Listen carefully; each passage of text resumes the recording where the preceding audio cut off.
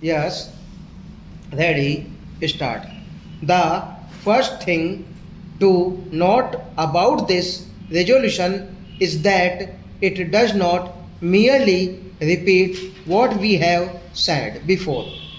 It points out that the time has come for us to advance on the economic and social plane. In a sense, we have been doing it, but we have not been doing it adequately. The time has come to put an end to unemployment in 10 years. By 10 years, we mean 2 5-year plan periods.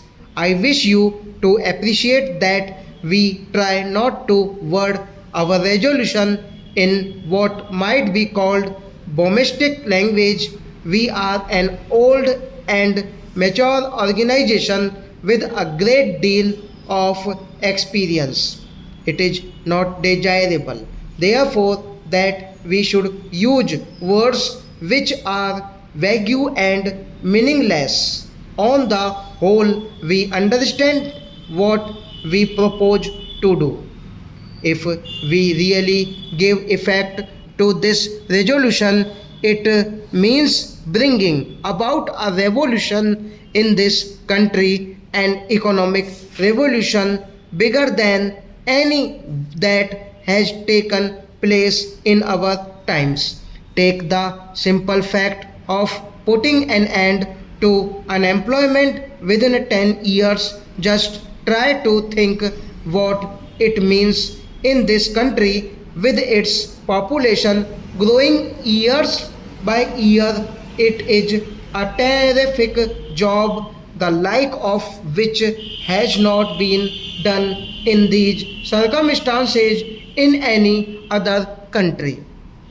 We talk about planning. As you all know, planning is essential, and without it there would be anarchy in our economic development. About 5 years ago, planning was not acceptable to many people in high places, but today it has come to be organized as essential even by the man in the street. Our first 5-year plan is now about 3 years old, and we are now thinking about our second 5-year plan. A phrase in this resolution says that the second 5-year plan must keep the national aims of a welfare state and a socialistic economy before it. These can only be achieved by a considerable increase in national income, and our economic policy must therefore aim at plenty and equitable distribution. The second 5-year plan must keep these objectives in view and should be based on the physical needs of the pupil. These are really the important and governing words of the resolution and ought to be the controlling factors in drawing up the second 5-year plan.